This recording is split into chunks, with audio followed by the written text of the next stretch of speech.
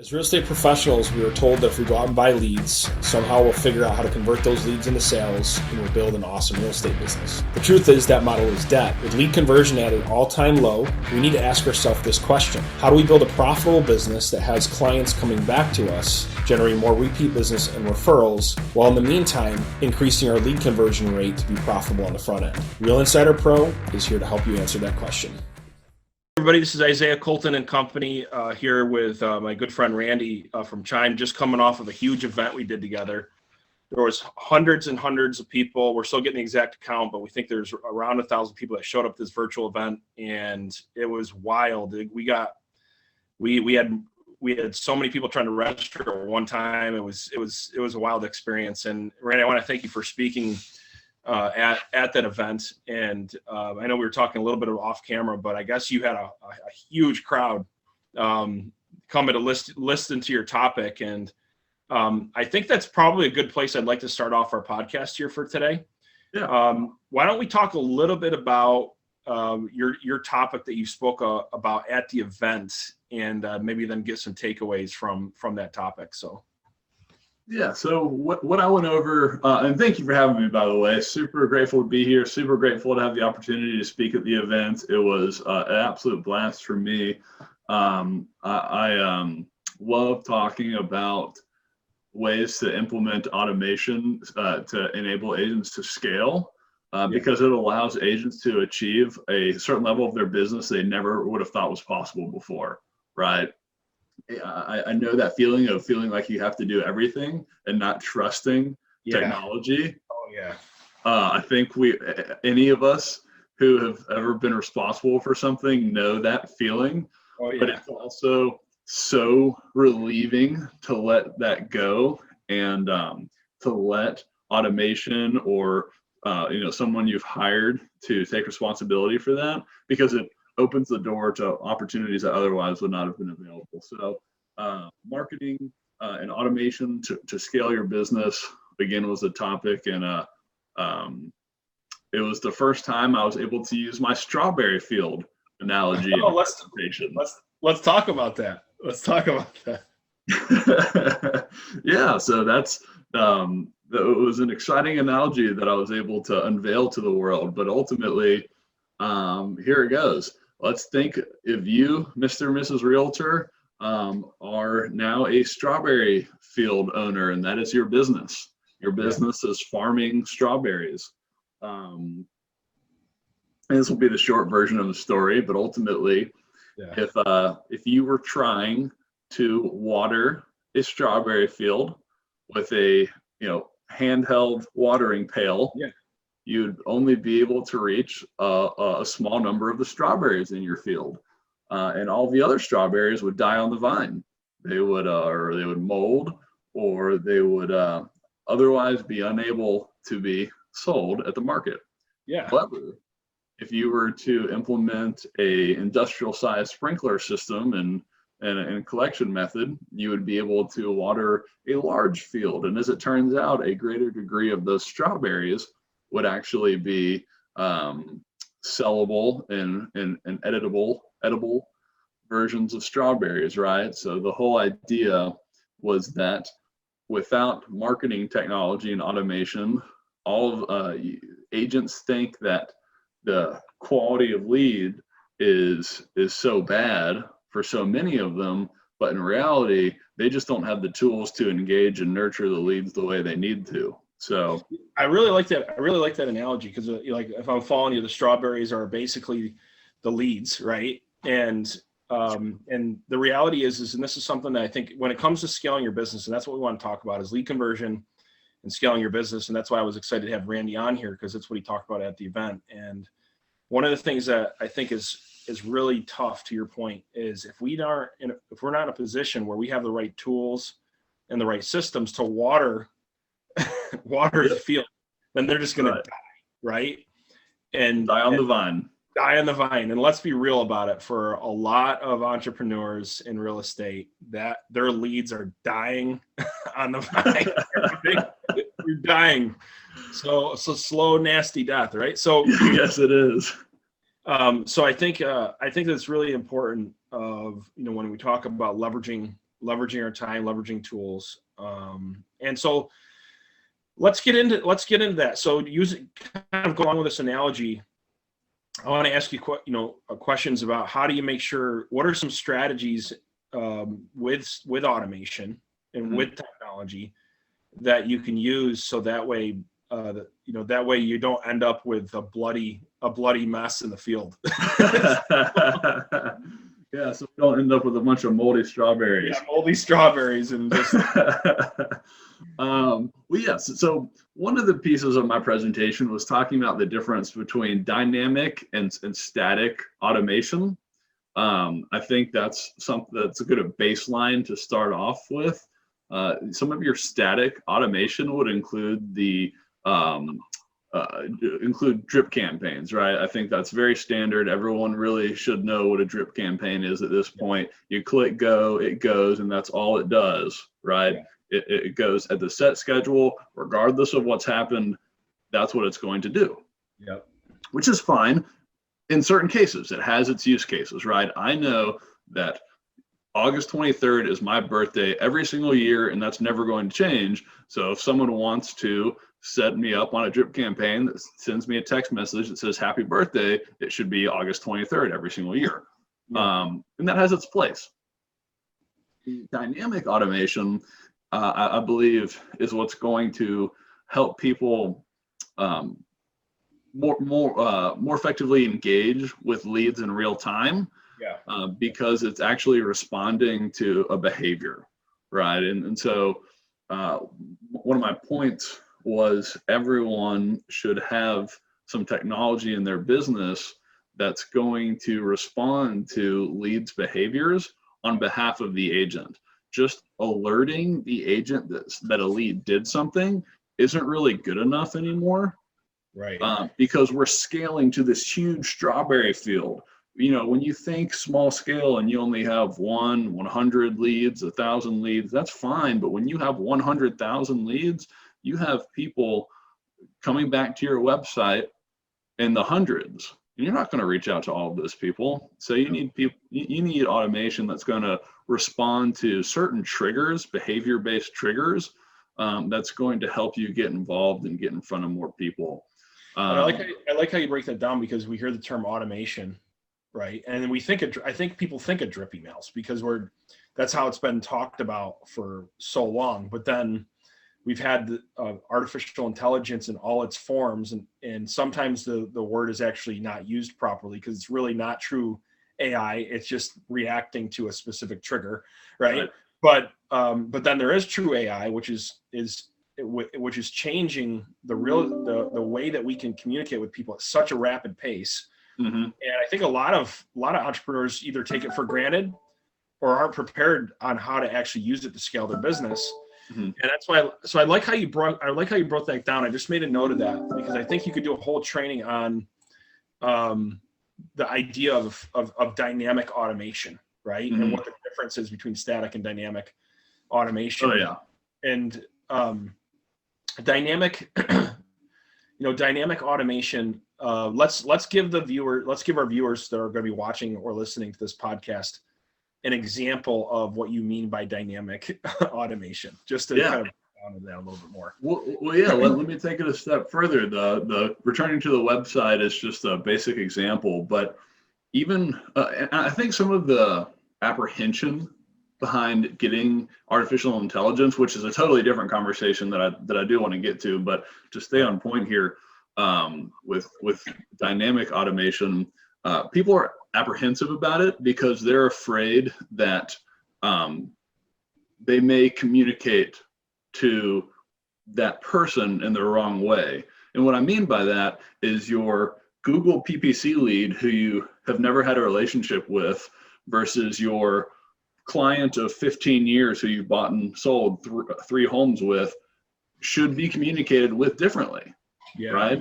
Yep. And that's something that people don't want to lose sight of, and they're afraid that technology limits the way they can communicate with them. And so another piece of what I was saying was that your technology that allows for you to dynamically respond to people's behaviors should also be able to identify the bucket that person lives in.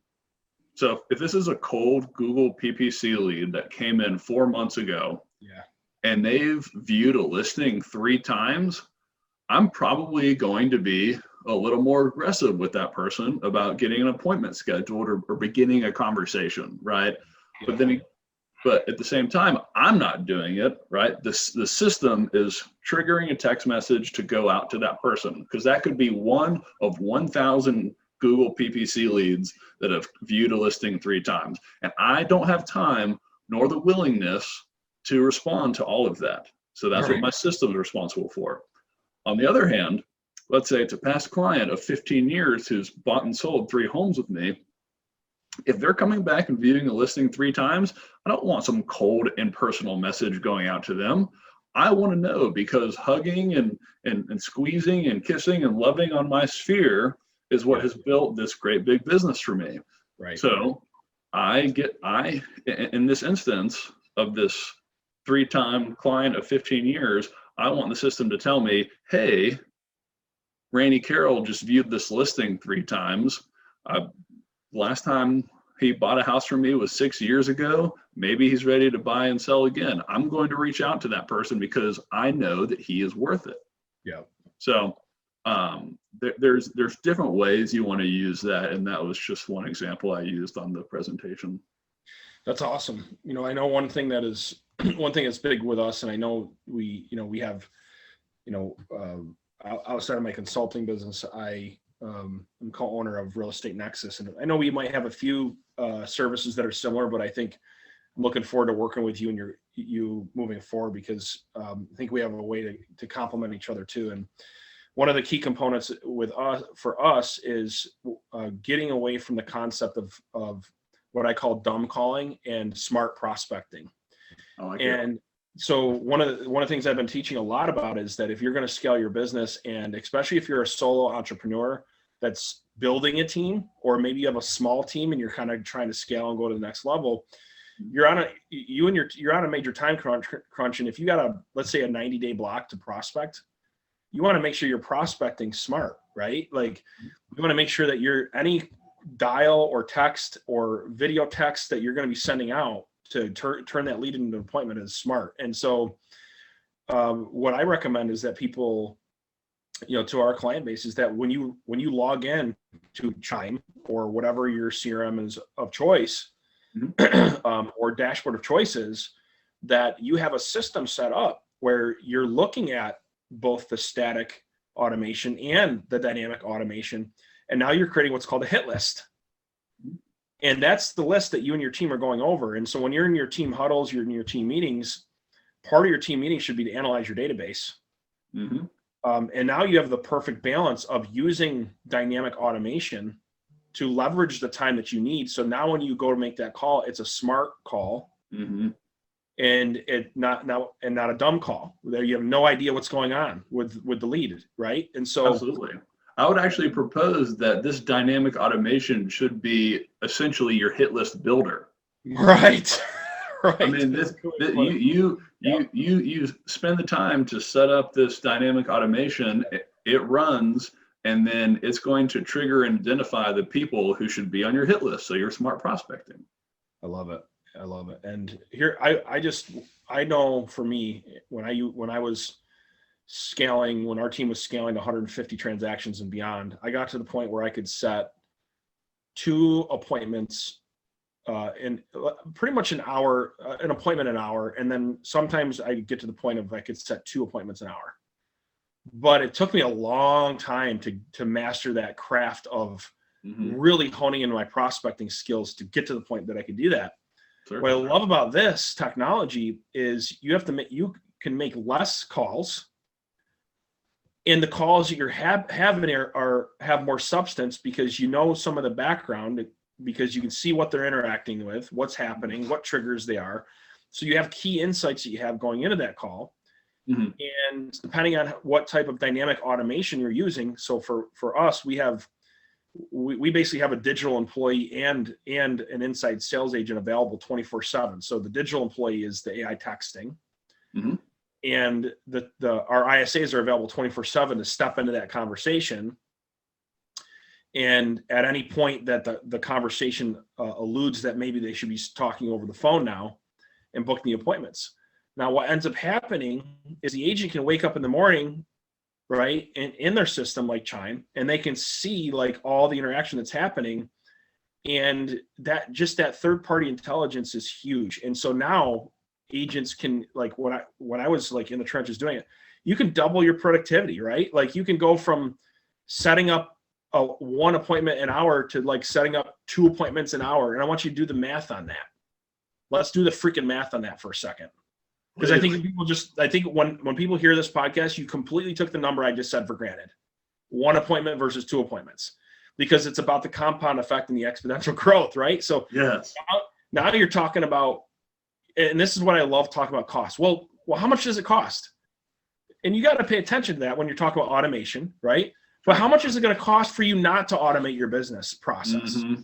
Here's That's what the question people don't ask enough. Can I afford to not do this? Right. And so I want to break this down just for a second, is that let's just say you get to the point where you can do, and let's say the average person who's consistent with their follow-up normally does in a 90-minute block, normally does 1 appointment, okay, in a 90-minute block, just your average prospector or your average real estate agent that's just following up with leads, right? Mm-hmm. Well, let's say you get that to 2. Well, and let's say you did that for 20 days out of the month, right? Just to keep the math easy. Mm-hmm. Well, you just essentially in the same amount of time went from 20 to 40 appointments. And let's do the math on that. Let's say that out of the 20, usually maybe 10 or 15 show up, right? I want to keep the math stupid simple so we don't have to sit there and do calculations, but on this podcast, right? But let's say, Don't ever make me do calculations. Right, please, me either, right? So, but let's say that 10 of them would normally show up on that set of 20, right? And let's just say you turn either into a contract of some kind. Let's just say you turn 3 of them. And I know these are maybe low numbers, but let's say 3 of them into contracts, right? So out of the 10. Okay, so that's 3 deals a month compared to 6 deals a month. And now let's look at the average transaction, right? And let's just say it's $9,000. Well, you just doubled your commissions. Yeah. You just doubled your commissions with some automation. So let's say like the automation costs you an extra $500 a month or $1,000 a month or whatever. Everyone's got different price points. Sure. Of what it's going to take, depending on the systems and how many leads, right? They want their automation to be working, mm-hmm. or whatever it may be. It's all different across the board. But like, the only way that would never give you the ROI that you're looking for, that you need, is if you're not following up with those warm leads, or like you're not calling booked appointments in your calendar. Yes. Yes. You're the problem at that point. Yeah. If you're going from 3 deals of 3 deals at $9,000 a piece. Yeah. $27,000, then you're doubling that to 54. You're over halfway to $1 million a year. Yeah, and think about how many agents you'd have to add to get that same lift, mm-hmm. or like absolutely. The cost of an ISA. Mm-hmm. To get the same lift, because I have ISAs all over the country. I have all US based, so I know what the cost it is. I have 70 of them, so I know what the cost is. Hiring, training, maintaining, right? Dealing with the turnover, dealing with sick days, right? Dealing with holidays. And here's the other thing I hear: yeah, but I don't know if I need dynamic automation because I already have an ISA. Okay, well, let's talk about this. What if your ISA could double their appointment count? Right. Like the ISA can do smart prospecting and dumb prospecting as well, right? I mean, the ISA's efficiency can improve as well. Yes. So why would you not want that? Absolutely. And especially if you have any appreciation for prospecting, following up, and lead conversion, and trying to do it at scale, you understand that the grind of the grind of follow-up and lead conversion that an ISA has to go through on a consistent basis is insane. Very tough. You have to be mentally tough. And so I just think that it's something to really consider and think about is working into your margins. And now if your ISA's productivity doesn't go up, that just means that they're being lazy, right? They should be able to be more productive, right? So you got to pay attention to that. And I get that. But and that comes into the managing humans aspect, right? You just have to constantly be managing humans. That doesn't go away per se. Yeah. But also I would point out is if you can look at graphs and follow trends in any way, then you should be able to look at a graph and a trend that says fewer and fewer people are finding their realtor through referrals, and more people are finding their realtors through online. That's a good point. Yep. That's a really good point. I mean, so you're just not going to be online in any capacity. Yeah. You're limiting your audience, and that audience is shrinking each and every year. I'm sure you've seen this, Isaiah. There's more and more folks who have entered the industry and built a large, successful business very fast because they doubled down on their online presence. Yes, double down, and they have a great balance of what we're talking about, where they have great marketing automation and technology combined with digital marketing. Mm-hmm. Exactly. They're bringing all of it together. And one of the things I talk about, and I talked about it at the summit, is the flywheel model and methodology of doing business versus the old sales funnel. And the sales funnel is very linear in thinking. Mm-hmm. Because it says generate leads, call them a couple times, get some transactions, right? And great, I made an ROI, right? But you don't, when you're thinking like that, you don't really build any momentum in your business. And where the flywheel model says, let's focus on marketing, sales, and service, and let's leverage technology and marketing to make all of them to come together, to leverage our time and create the least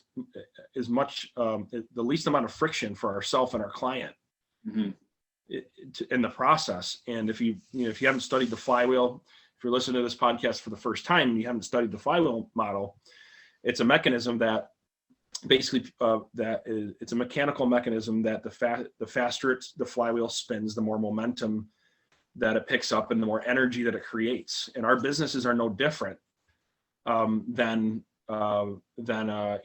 basically an entity where the less friction that it has, and the faster that we can move, and the faster and the better of a client experience that we provide in each area of our business, the more repeat referrals we get, the more they come back, the more leads that we convert, the more it increases our cash flow, which that allows us to provide a better experience, right? So it all comes together in a circular motion. And that's where I think that this, as much as I'm in love within the sales funnel, and I built huge businesses off of successful sales funnels, I get away from them now because they're very short-term thinking. Yes. Is just that linear process. And that's what I love about automation, because it helps you be able to focus on other things in your business too, right?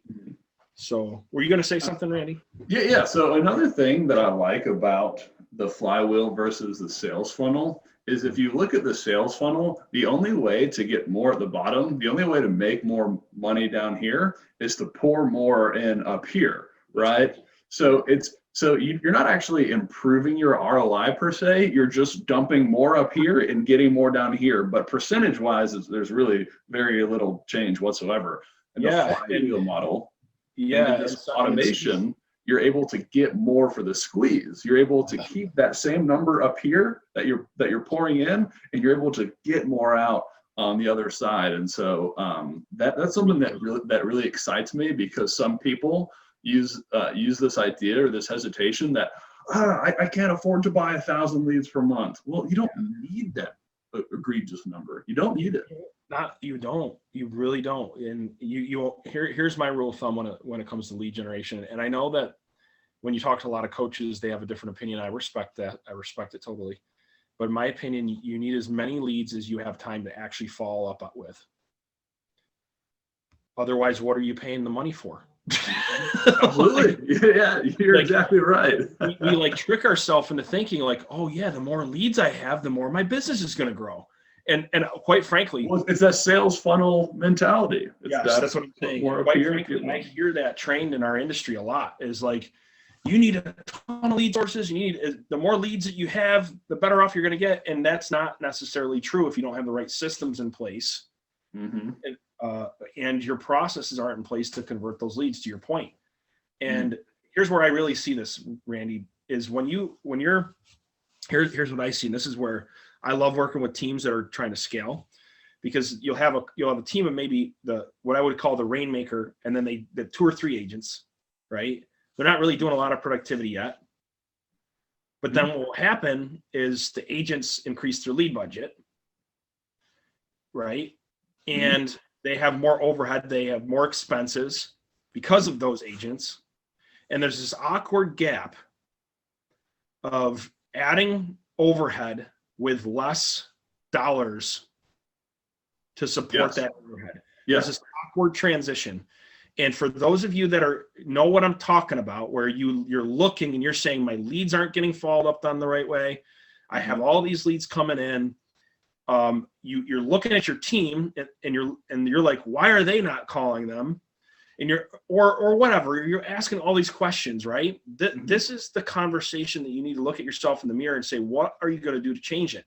Mm-hmm. And I'm not going to sit here and say that dynamic automation is going to fix everything. Sure.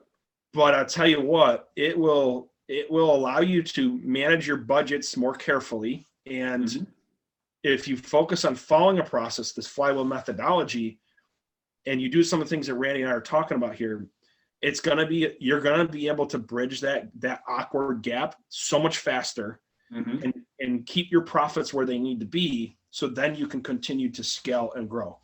And that's the whole thing. That's where my passion is, Randy, is that person that is really, they're seeing it, but then they're looking at their bank account, right? And they're like, holy crap, like I'm actually doing more work and making less money. I'm doing more transactions and I'm making less money. We're talking to you right now. You gotta get this down. So absolutely. I've spoken to dozens of team leaders over the years who have talked themselves into this idea that, all right, I need to buy X number of leads per agent. Yeah. And so I can't add another agent until I buy these more leads. So I need these more leads. I need more leads per agent. So I've done the math. This is the math. Okay. Now I've done the math on the leads that I need per agent, but now I've gotten to a point where I can't afford to buy any more leads. So then I can't bring on another agent because they're relying on these agents. They're relying on people to convert these leads, not necessarily realizing that so you're getting 25 leads a month per agent. You can't think of it in the terms of 25 leads per month. You have to think of it as 75 leads a quarter, so 300 leads a year per agent. Right. Is an agent going to follow up on 300 leads per year? I bet you they won't. Right. And absolutely bet you they won't. And I like how you think. I like how you look at it that way, because per set of 300, if they're worked the right way, because statistically they got to be called or contacted in some way, shape, or form 8 to 12 times on average between the average lead source. Mm-hmm. And so if the agent's not going to follow up with them 8 to 12 times, then you might as well, to your point, 300 leads might not be the right number, No, absolutely not. For another agent that is going, like, they're following up and they're getting transactions, why wouldn't you give that agent more of your more leads? Absolutely. Right. Absolutely. Or like, and that's a tough thing, I think, because we want to be fair, we want to be equitable, but I'm telling you, when it comes to building a team and your profits, we got to have systems in place where we can say, okay, well, if this agent's not working the leads the right way, right? If they're not working the leads the right way, then maybe I should have a different formula, right? Like, to your point. Yeah, absolutely. And I think that kind of leads into the next conversation of the lead pond picking up steam. You know, the lead pond is not a new thing, right? It's been around for a long time, but I think the adoption of the lead pond style is definitely taking more popularity among teams as they're realizing there are some agents who are never going to work the leads, and there are some agents who are going to be killers, but you're never going to know until you know, right? You're not going to be able to determine that ahead of the fact. So that kind of results in lead ponds being effective to making sure that it is equitable, but it's not necessarily going to put you in a compromised position, again, unless you're not using some marketing automation. Yeah, and I've seen teams do it in a really good way. To your point with that lead pond, what my team does within our brokerage is, when you're brand new on our team, you're calling through the lead pond. And once I know that you're consistent, and I see that you're consistent, and you're working the leads the right way, you're plugging into the training, and you're a good fit, and you start generating revenue from my lead pond, then I consider increasing the lead generation budget. But until then, I don't know if you're going to show up to my trainings. I don't know if you're going to plug in. I don't know if you're going to listen to my coaching. I don't know anything yet. I think I could have a good feeling, right? Yeah, you told me you would. You gave me great lip service, but maybe that's all that it is. Right. And here's the thing too. Some people get this idea that because there's an old lead, meaning it's a garbage lead. Give me a database full of 9-month-old leads. I'd sell that for triple the price of a database of brand new leads. Oh, 100%. One of the things that we built, actually, to your point, I asked a question, Randy, how much they'd sell their database for if I asked them. I love that. That's a great question. And usually the answer is, well, I wouldn't sell it, or like, I would need a lot of money, right? And I said, okay, fair. Well, let me ask you, are you treating your database with the same respect of what you told me just now? Are you actually investing the same way into it to harvest from it on the equal value of what you just stated to me, how you would never sell it? Mm-hmm. And usually they don't match. I'm sure they don't. Another question I'll have for you actually is, how many times have you asked that question and you've seen you've seen the look on the agent's face where it's the first time they've ever thought about that? Oh yeah, big time. Yep. In fairness, yep, absolutely. I'm sure that's quite a bit. Yeah, it's almost every time. I'm sure it has to happen in groups. I mean, that's a sellable asset. That's an exit strategy that I don't think people factor into widely enough. Yeah, and one of the things that our service does, which I want to talk to you about more, that I think that we've been contributing to anybody that has a CRM or a dashboard that's hosting leads, is we've created a fetching system that can sync up to a CRM and dynamically pull in new and updated information to their whole database constantly throughout the day. Oh, wow. And so what it does is it keeps your database fresh and with the most up-to-date contacts, because as much as people say, well, my database is extremely valuable. Well, as those leads age, okay, if you're not doing anything to actually keep the right emails and phone numbers and addresses updated, your database is actually going stale and becoming less of value over time. Certainly. And so that's one of the things that I think is important to think about too, is going back to automation, going back to database marketing, to all these things that we're talking about, is turn your attention. Here's the message. I think we could probably sum it up, right? If we want to scale fast, is what Randy and I are saying, what we see with teams and me being in the business, is what we see is, here's your database, here's lead generation. More people are there's too much focus over here. Not saying it's not important, but you got to have this, right? But there's a lot of focus over here and not enough focus where it counts. And this is how you scale, is nailing this. Yes. I call it nailing it and scaling it. So there we go. You got to nail your database down. You got to get these systems set up. You got to nail that and get your foundation like right, and then you can scale. And Absolutely. then you can add more leads, and then you can add more team members, right?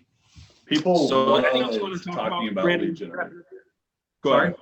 Anything else you want to add before we wrap up here today? I was just echoing your thoughts. People love lead generation. They love talking about the newest lead source without ever taking a step back and looking themselves in the mirror and saying, do I have what it takes to convert more leads? Right. I mean, because more leads generally isn't the problem. Yeah, that's really good, man. I'm glad you said that. I think that's a great way to wrap that up. So ask yourself that question.